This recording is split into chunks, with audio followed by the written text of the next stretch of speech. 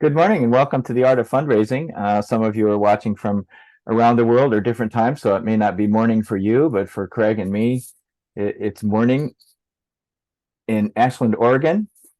And I'm Paul Sheldon, the founder of Dreamosophy and the torchbearer for the tradition of the Art of Fundraising, which was drawn from the book The Art of Fundraising, written by Irving Warner in 1975. And I worked with Irving for several years as his assistant and associate. And then he has been my coach for many decades until passing in his late 80s a few years ago.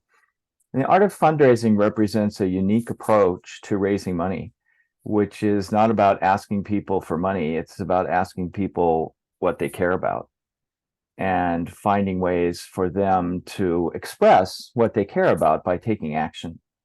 And I'm joined today by Craig Breon, who also lives in Ashland and is on the staff of the Holistic Research Institute at Jackson Wellsprings here in Ashland. And through a unique set of coincidences for our last sequence of the Art of Fundraising this year, it's just Craig and me this morning. And so we're going to have a relatively unstructured conversation, sharing a little bit about both our backgrounds in the art of fundraising. Craig has had his own journey through the world of fundraising. And then at the end, I'll talk a little bit about the specifics of what the Dreamosophy approach to fundraising means and the fundamental shift that can occur in your approach to fundraising that makes it more fun and more productive. Craig started out in Santa Clara as a fundraiser and an environmental advocate with the Audubon Society, the Santa Clara Audubon Society. He's originally from Portola Valley, which I know a little bit because Stephen LeBerge of the Lucidity Institute lived there for a while. And I was in and out many times, but we never met there. Had to get here to Ashland to do that. And like me, Craig has evolved an interesting approach to fundraising that doesn't involve dunning people all the time. For example, at Audubon, he created an approach where they would send out one letter per year. And then he became a lecturer for the Audubon Society, and they even made a movie about his approach to fundraising. Now that he's with Jackson Wellsprings, he's working with the founder, Jerry Lehrberger, on developing their charitable activities through organic farming and planning and strategic planning and taking on some more ambitious projects, which we'll talk about over the next 5 days as opportunities emerge. I'm going to start by telling a little bit about my background in fundraising, so those of you who are watching and listening can learn a little bit about how does a fundraiser develop into a fundraiser. I'm going to share my screen here so that I can show a few little graphic examples, not graphic in the way that some people might hope, but image oriented.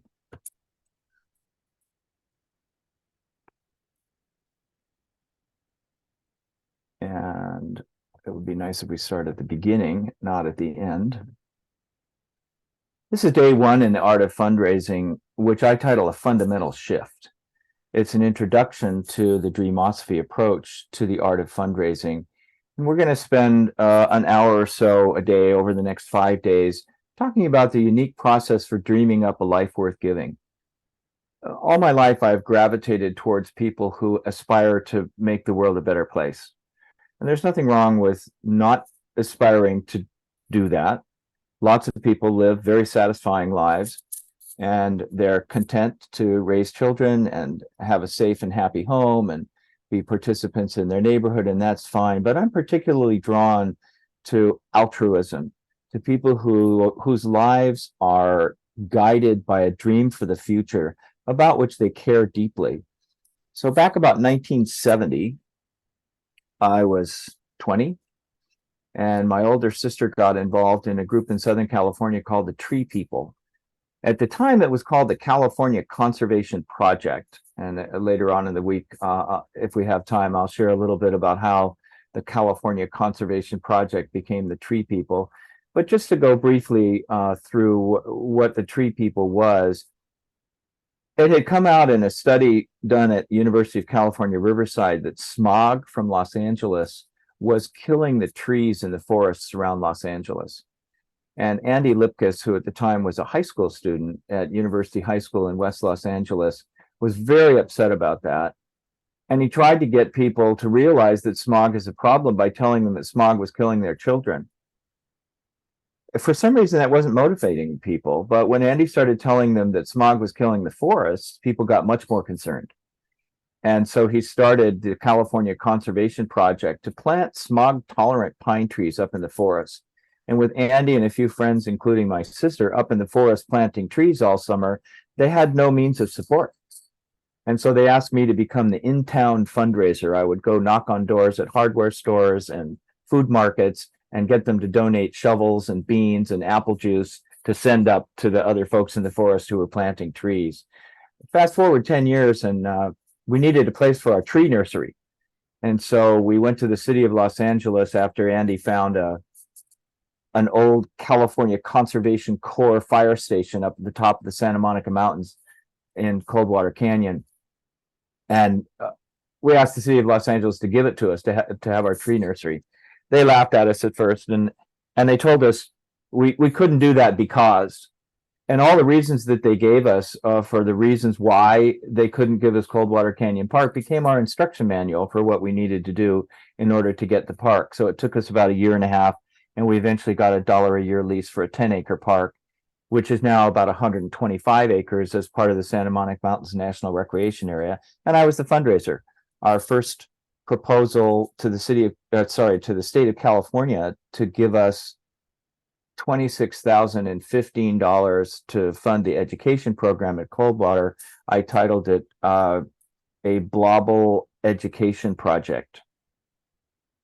I typed the proposal on my IBM Correcting Selectric typewriter, and I mistyped the word global. It's supposed to be global, and I used to joke about it being global, but it turned out to be blobble, and they funded us anyway. The $15 on the $26,000 was for the bottle of champagne. We listed it as office supplies. And that was the beginning of having full-time staff for the tree people. It was a big stretch for us because those of us who were working full-time were making $200 a month, and our full-time educators were going to get $800 a month. And that was quite an identity crisis. Anyway, the tree people was still there. And I moved on in the late 80s to Aspen, Colorado, where my older sister, Hunter Lovins, and her then husband, Amory, got the idea to start some kind of an institute in Aspen. And we designed the Rocky Mountain Institute around our mom's dining room table. Hunter's and my mother, Farley, was also a fundraiser. It's kind of a family tradition. And we created the Rocky Mountain Institute as a think and do tank, concerned about energy, water, land use, arable land, national defense, and the links among them. RMI has gone on to be pretty successful. I was their first fundraiser and then turned it over to my mom. And they're several $1 million a year. They've moved their headquarters to Boulder, but they still have the original building up in Old Snowmass, Colorado, which is a model for how to live efficiently on the land. If we fast forward another 20 years, some folks in Colorado challenged me. I was working on green jobs for Walmart, and they said that if the answer to the question, what do we do for people and the planet, is green jobs, there's one group of people who aren't going to get green jobs, and that's people who've been in prison who have a criminal record. And I took that kind of as a dare. I was working with my sister at Natural Capitalism Solutions, and I created a program to create green jobs that was mildly successful as an idea, but was never implemented because we weren't able to raise the money for it. But as I was working on that project through the American Correctional Association, I bumped into a group of folks in Oakland who were starting Planting Justice, which hired formerly incarcerated people to convert lawns to permaculture food gardens in the East Bay area. And I had a great enthusiasm about that, and I developed a rapport with the early staff. They started, when I came in a few years after they started, their budget was about $250,000 a year. I just came from the board meeting last night. Their budget for next year will be about $6 million. So they've gone from 6 staff to 50 some staff. And it's worth checking out Planting Justice. It's plantingjustice.org on the web. I'm now on the board. I stepped back from being their active fundraiser, but these are a few of the projects that I worked on. Planting Justice worked with the Insight Garden program to put gardens on the yard at San Quentin State Prison and a number of other prisons, and then offer jobs to people when they get out. Because of that, I got very involved in prison work, in implementing green practices in prisons and raising money for that. One of my favorite projects now is a group of refugees from the Corrections Corporation of America, the now called Core Civic, the big bad prison industrial complex. Some of their people have kind of gotten disillusioned with the idea of making profit from incarcerating people and are developing a new model that they call dynamic corrections, based on what's been developed in Scandinavia for ways of treating people with dignity, because 95% of people who are incarcerated are going to get out. So the people who are inmates today are prospectively your neighbors tomorrow. And it would make a lot of sense if we put our attention on how to help people meet their needs, how to help corrections staff meet their needs, to treat corrections officers with dignity and respect, and it help them treat the people who are in their custody with dignity and respect. So this group, Social Profit Corrections, has been very pivotal in defining the future of corrections in North America, and we hope also the world.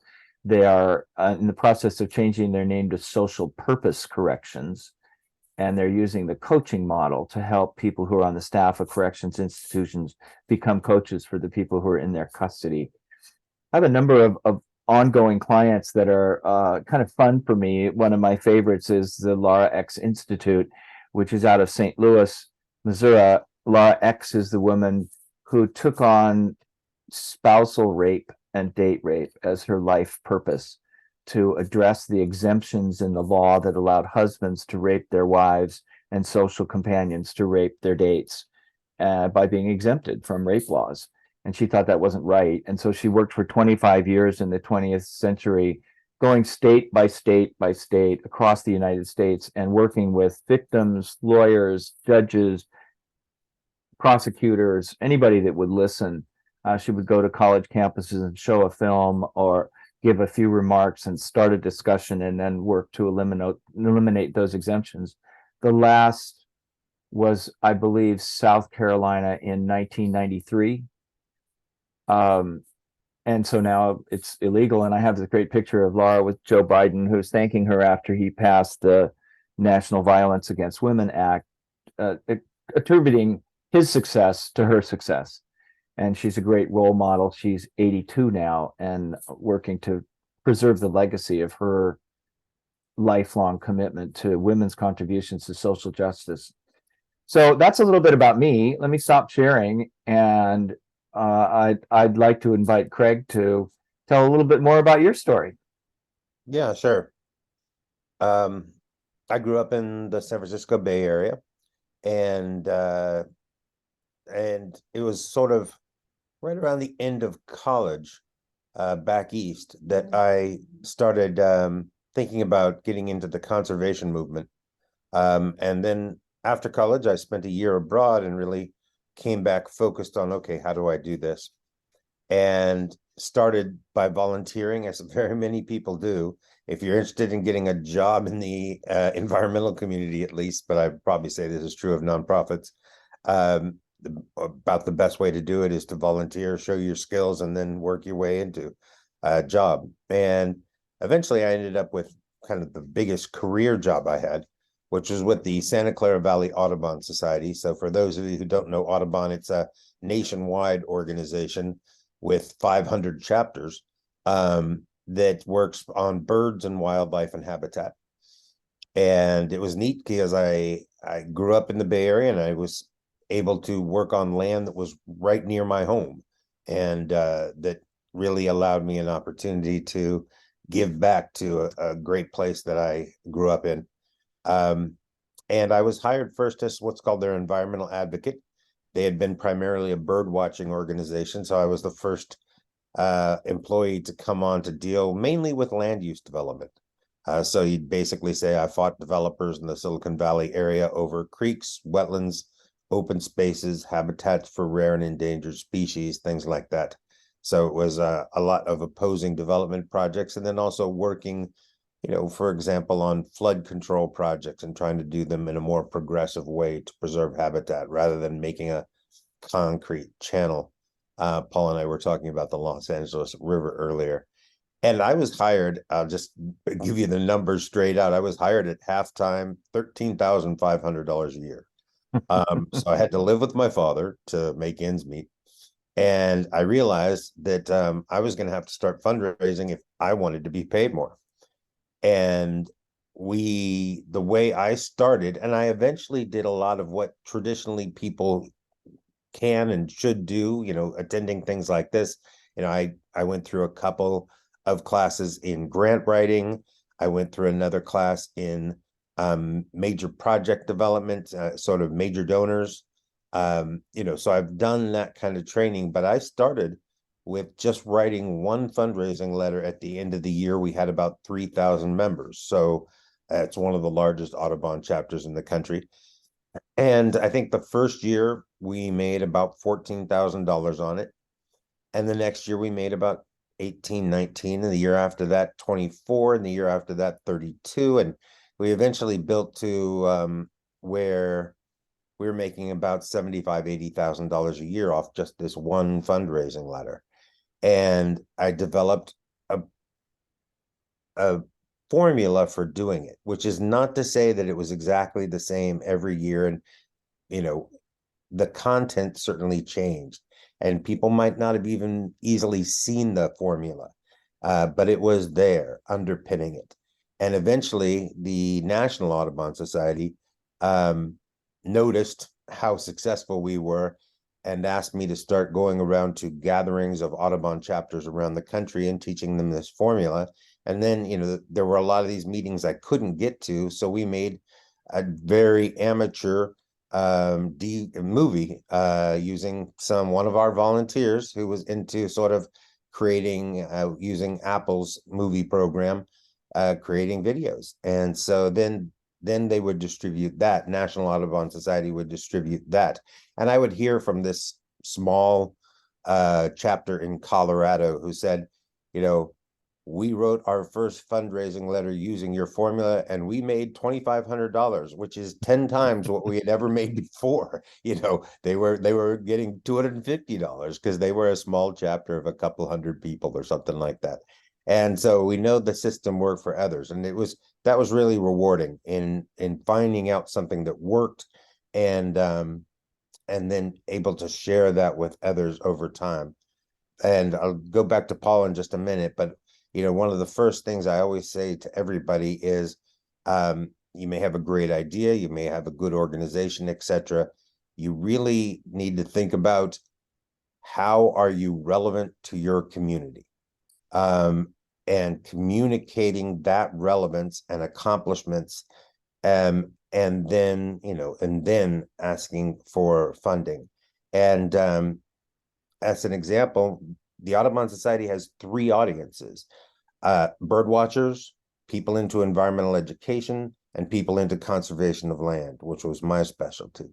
And so each letter we put out, we made sure we were giving people accomplishments in those 3 areas, because that showed that we were relevant to what they were interested in. And that I would tell people is sort of the philosophy of where I start. How are you relevant to your community? And can you get accomplishments every year that show that relevance? And then I'll give it back. That's brilliantly said. And we'll talk a lot this week about what people care about. And one of the things I say often is the organization has no needs. Your constituency has dreams. They have things that they care about that they want to see happen. And so you're raising money to help them care about what they care about, to help them take care of what they care about. And sometimes that requires the acquisition of resources or hiring staff or getting equipment. And all that is about helping the supporters, the people in your community, however broad that community is, to take care of what they care about. So thanks very much for that introduction, Craig. It's funny talking about staff salaries. It's a big issue at the Tree People in 1978. We were trying to get our salaries up to $400 a month, and we were able to hire these guys who were graduates of environmental studies at the University of Michigan for $800 a month, and it just seemed like an astronomical amount of money to us. At one point, somebody drove into Coldwater Canyon Park and handed me a check for $100. And I was just jumping up and down and excited. And I thanked him so much. And he was in like a Mercedes sports car of some kind. And he drove out, and I ran into the office and I said, "We got a check for $100. We got a check for $100." And somebody else took the check and looked at it and said, "Paul, do you know who this is?" I said, "No, why?" And they said, "It's Baron Hilton, who owned Hilton Hotels at the time." So we were young and naive at the time, and similarly, my father in 1950 didn't really want to have to move from Vermont to California. I often joke that I induced my parents to move to California while I was in the womb so that I could be born there. But he asked Occidental College for what at the time was an astronomical amount of money. He asked them to give him $8,000 a year to be a professor, and they gave it to him, and that's how I ended up being born in California. But I think you and I have in common that many of the organizations we've raised money for over the years have been environmental organizations, people concerned about the natural world, about the relationship between people and the world that we live in, and how to heal the damage that humanity has done to the natural systems upon which our lives depend. And that's a really wonderful example of how people get into a situation of having to raise money for something that they care about, because people take on something that's bigger than themselves and they can't fund it themselves. Ted Turner gave $10 billion to the United Nations. It wasn't enough. He acknowledged $1 billion a year wasn't going to make the critical difference, and frankly, it hasn't.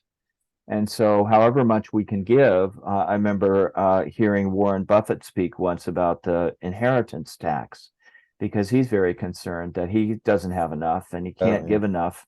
And he and Bill Gates both support the inheritance tax because they want to see altruistic projects get funded. And so that leads us into the art of fundraising. I'm going to recommend today a fundamental shift, and I'd like you to comment on this, Craig. But before I do, I wanted also to share just a little vignette about the one-letter approach. When we started the Rocky Mountain Institute, we had this similar philosophy, because at the time, the Audubon Society and the Sierra Club and Friends of the Earth and Environmental Defense Fund and all these different environmental organizations were sending out letters, once a quarter, once a month, sometimes multiple times in a month. And we were all lobbying to save forests and reduce paper use. And here all these fundraising letters were going out to millions of people all over the country. So my mom, Farley, who was at the time taking over being the fundraiser for Rocky Mountain Institute, and I did two projects that we thought were really fun. The first one was a not garden party.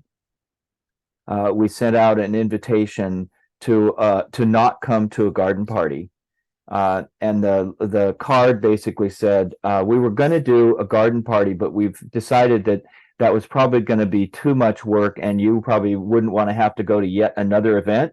So here's a tea bag. Please make yourself a cup of tea, have a quiet moment on us, and send us a contribution anyway. And lots of people did. It was very fun. But then after that, we decided we didn't want to keep dunning people. So Farley wrote a letter called "We Put All Our Bags in One Basket." And we pledged that we were not going to send out more than one letter a year at the winter holidays. And we asked people to make their one contribution. And it was very effective for many years. So that leads into what creates the conditions under which money can be raised.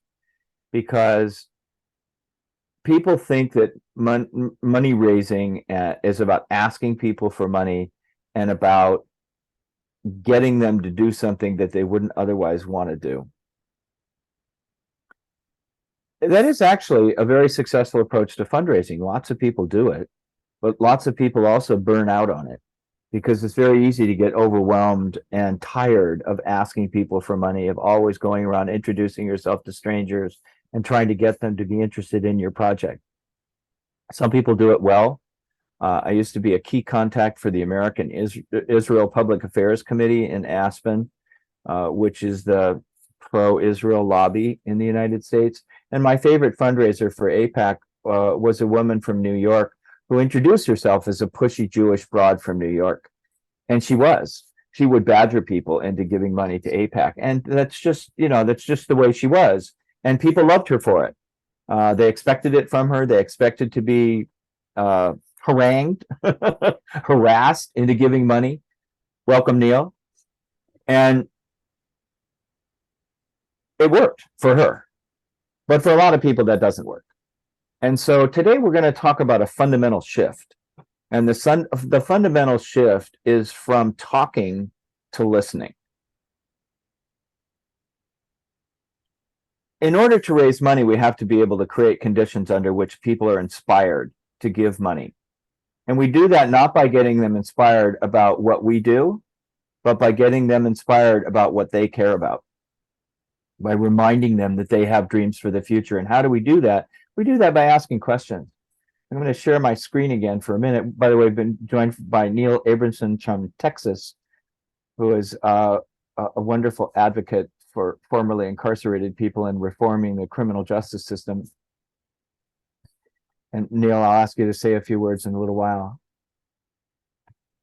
But first, I want to talk about the 7 questions approach, because when I met Irving Warner in 1978, he was teaching the art of fundraising at UCLA, and I took some of his classes. And at the time, Irving was doing what he called a feasibility study.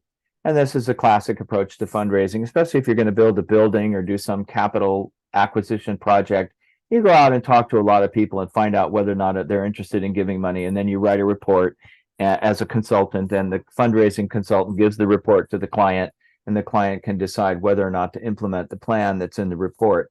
It's a relatively effective approach, especially if you have 50 to 250,000 to invest in doing a formal feasibility study about whether or not it's possible to raise money and how.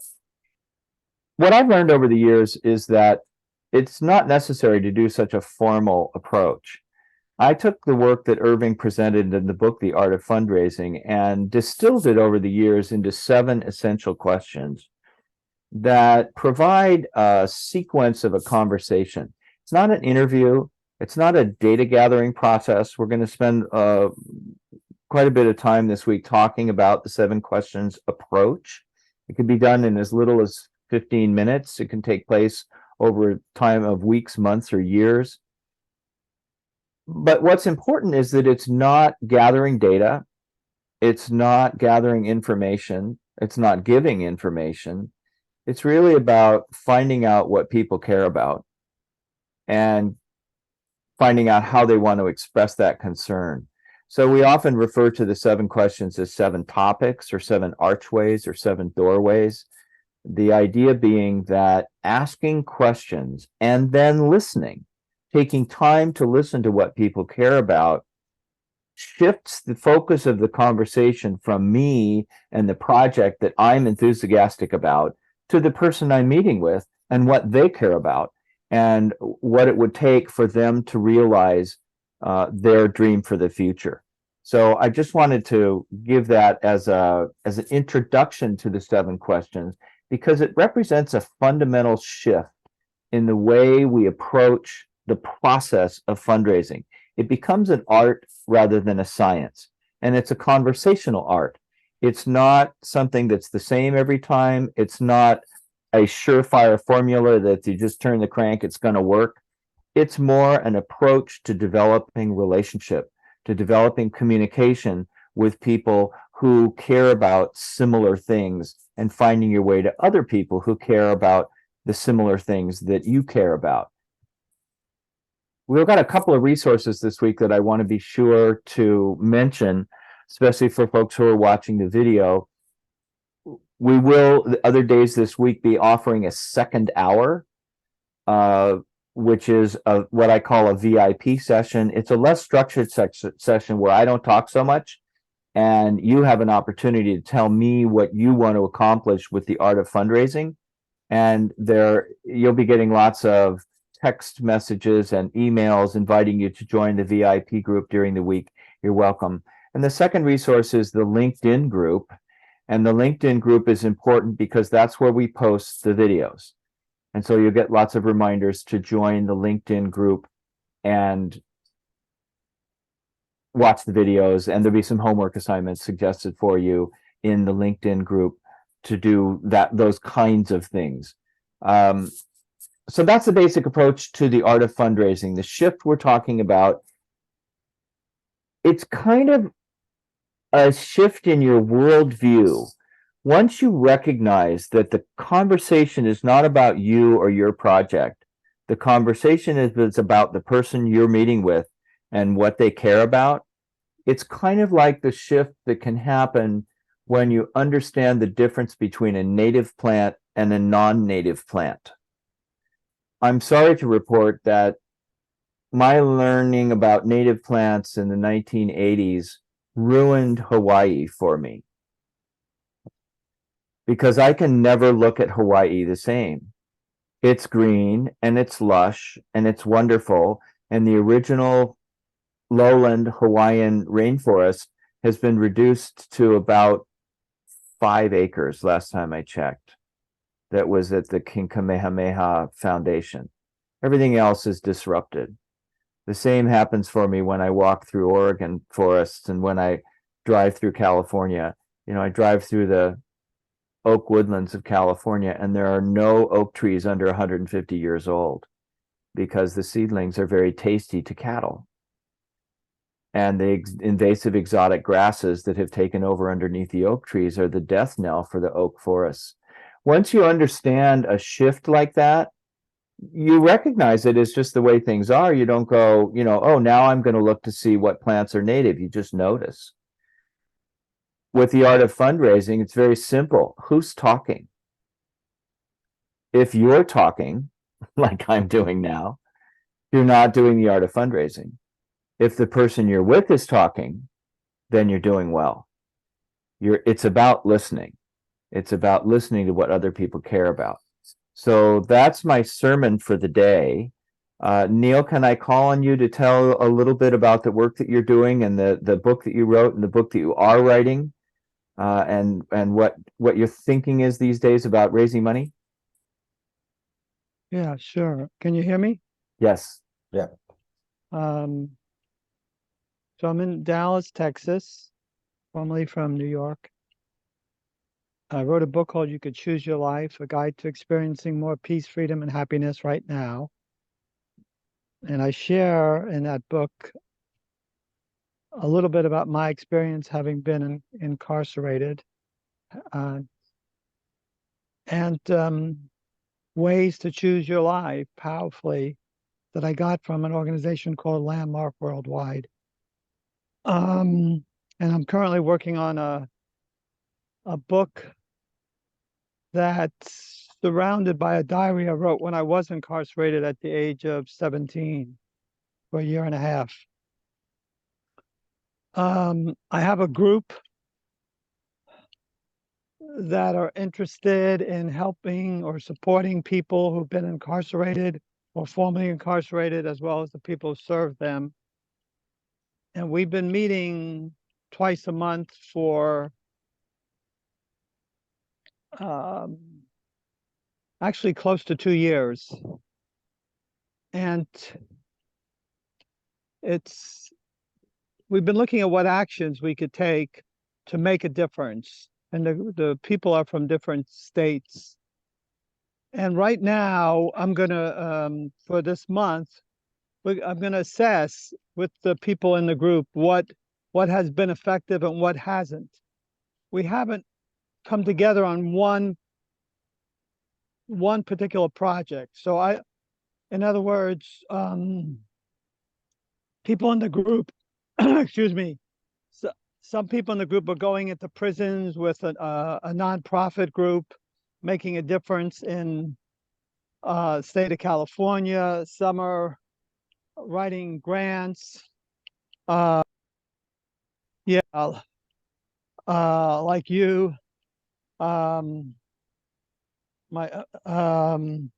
Yeah, like Paul is, and helping ex-offender groups. And I've just been tracking actions. So I don't know exactly what if I want to form a nonprofit and what we would do yet. So we're going to explore this month what is possible. I would like to consolidate resources, but every state has a large amalgam of resources, and I don't know if that's something very feasible. And they change because it takes stability, you know.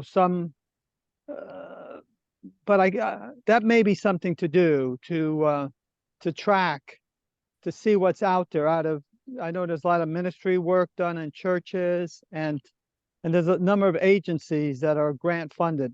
But right And now, it's, you're fascinating to me as an evolving process, because I don't receive you as what would normally be considered a person or an individual. I consider you to be an event that's occurring in time and space around this theme of inviting people to interact with the criminal justice system in some way to establish more justice in life. And just as an example, for those who are listening and watching, in November, you had how many actions is the current count? I think we have over 700 in a 3-month period for about 8 people, 6 to 8 people. Yeah, the number I saw was 766 actions. Right. That people have taken in some way. You know, I was successful in writing some wonderful proposals, have gotten, with people I worked with or things that I did myself, is something close to $10 million over the last few months for nonprofit organizations that are working to produce one or the other kind of criminal justice reform. And it's always gratifying when I can look back on the week before and say, oh, well, we only got $30,000 this week. Well, that's $30,000 more than these folks had last week. And then working with other groups, like Laura X, who tracked women working to end date rape and spousal rape. The women that she tracked were also involved in other movements. So she counted 22 different social movements that she was involved with because of caring about the people who cared about what was happening to women. And that got into Native American rights, because Native American women are still today being killed and disappeared and ignored. And then Native American rights led into disability rights, led into civil rights, led into environmental rights and anti-nuclear causes, and on. 22 social movements that they tracked that she was involved with. So your theme of starting to track what people are doing and not just getting down into the details of, okay, what did we do? How do we wordsmith this meaning and purpose statement? But just, how many actions did we take this week? How many actions did I take this week? And what are some of the results that I would like to see of those actions? Just by tracking 8 people, you've gotten 766 actions. So I'm looking forward to hearing more from you this week. I just put in the chat the link to the Zoom call that Neil is doing at 6 o'clock Central Time today, which is 4 o'clock Pacific. If anybody gets to the recording before then, you'll have an opportunity to participate in that call, and we'll continue to give news about what Neil is doing, because it's a wonderful example of some really kind, compassionate, caring people who just decided to do something. And I thank you for making the time to jump in with us for a few minutes today, Neil. Thanks. Craig, did you want to say something? Yeah, I mean, your notion of tracking really brought something that my organization found to be very true, which was it's fairly easy to forget some of what you've done. If it's been 3 months since you've had a contact with your membership, or in our case, writing one big end of the year fundraising letter. And so we realized that we had to have a way to track the projects we were working on, but in particular, the accomplishments we had, because I said that our fundraising letter really focused on accomplishments. What have we done with your money last year? Here's a few ideas for what we're going to do next year, and please give it. And so we actually came up with a very graphic interface on one wall of our office. We had what we called the high fives board, where somebody who had an accomplishment would put their hand on a piece of paper, trace it, and cut it out, and then write on that what their accomplishment was and stick it on the board. And so when it came time to writing a fundraising letter or going into a meeting with a foundation looking for grant funding, etc., I would just pull literally 30 or 40 of these things off the wall and start putting them down on paper and then organizing them and which ones to highlight. And we actually ended up in our fundraising letter coming up with what I thought was also a really neat second idea. We would write the main letter. It was generally a couple pages. But then for people who were less interested in reading the amount of material that we had, we put in a piece of hard cardstock the same size as an envelope, and we called that the accomplishments card. And it was literally a bulleted list of here's something we did, here's something we did, here's something we did, here's something we did. And for those people who were less interested in reading letter format, it was like, wow. And we would mix it up. So one thing was about bird watching. The next one was about burrowing owls conservation. And the next one was about taking kids on wetlands field trips, and mixing up all of our accomplishments so that people were kind of hit by, wow, this group has done an awful lot. But it started, to go back to the point, it started with tracking those accomplishments on a regular basis in some physical form that you can then look at in the future, because it's just too easy to forget some really important things that you might have done. I personally love that. Actually, it's given me an idea to have a nonprofit. And we look at what we've accomplished as individuals, we could put that together, but it's something that's still brainstorm. It's a very early stage, but thank you for saying that. I'm putting in the chat the link to the form that Neil uses for tracking criminal justice actions. In the 21st century, we now have the ability to make that interactive by creating a Google form, and we can invite people to share what they've done. And it's really inspiring each week to hear what people are doing. I'm a terrible laggard because I work in criminal justice reform. I take 5 or 6 or more actions a day. It just becomes too much for me to enter them all into the Google sheet, but I try to do it from time to time. And it's just a wonderful inspiration. But we're coming to the end of our time today. I'm grateful to both of you for making it to the live session. There are dozens of people who have asked to have the video links, and they will be posted in the LinkedIn group later today. And I welcome you back tomorrow morning at 9 o'clock Pacific time to delve into the next step of this shift, which is the importance of listening and an introduction to the 7 questions. So thanks again for joining me, and I look forward to seeing you again tomorrow. Thank you. Okay.